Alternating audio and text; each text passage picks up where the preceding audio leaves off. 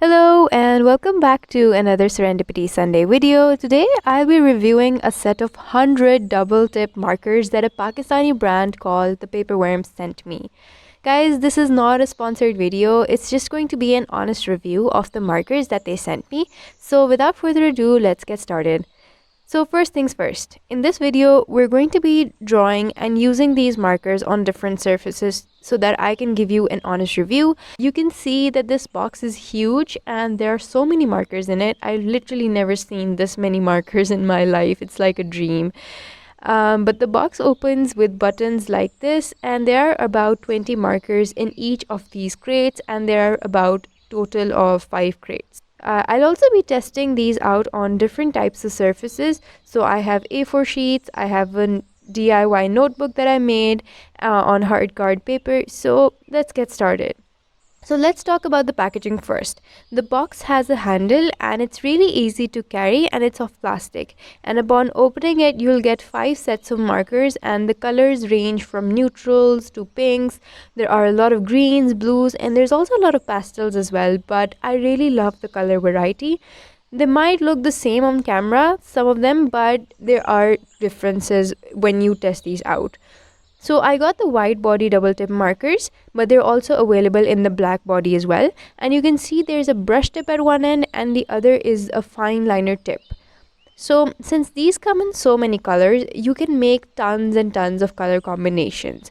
So this is just a random color palette I came up with when I was filming, but you can have your own color palettes and stick with them for your artwork. Now let's test these out because I'm really excited. So here are some of the surfaces I'm going to be using. I'll also be doodling on this grid notebook that I got from Blinkspot. Initially, the tip of these brush markers are a bit firm, but I think that when you will use them more often, they will eventually soften up. And it's important to note that with any brush markers, there is a tendency for the tip to get frayed. So you have to be careful about that. I don't think it's particularly just with these markers. It's a general thing that brush markers do. So keep that in mind. I did notice that some of these pens were more pigmented than the others, but it was still so much fun and satisfying to write with these. I also tried writing some random letters, and you can see that the ink is a bit transparent, so when you overwrite the ink, it's going to darken the color. The purple was also very juicy and pigmented, but even the lighter colors work well.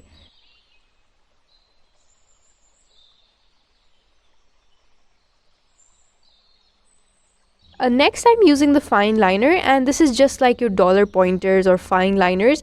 It works very nice and is again highly pigmented as well. So I'm just writing different fonts and testing the marker out. And you can use these for outlining your doodles or writing subheadings, especially if you're taking notes. But I would personally save these just for my doodles and when I'm bullet journaling, because I save my favorite art supplies for the best things. And by the way guys, do subscribe to the channel, so like and share the video as well. Next, I'm trying out the A4 paper, and this is just a random grid I printed out on it.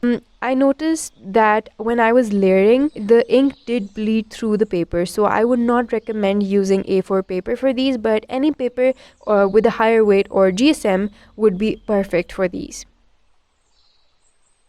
After this, I'm testing out the notepad I got from Miniso that I used to study Chinese, and you can see how juicy the pink is. And guys, you will not believe how amazing the yellow turned out to be. I was worried the color will be light, but I think it worked as good as any darker shade, especially on this paper. But I did notice that on this particular paper, there was some bleeding on the paper. Like, it didn't bleed through the paper, but it kind of spread. Like when I was writing it, the ink spread, so if you can understand what I mean, but it still worked nice. Lastly, to complete the review, I really wanted to test out these markers and see if they give a similar result as Copics. So I did a quick drawing of Nezuko from Demon Slayer, and I did a lot of layering. So you can see how nice they turned out, but I did notice some strokes and streaking being visible.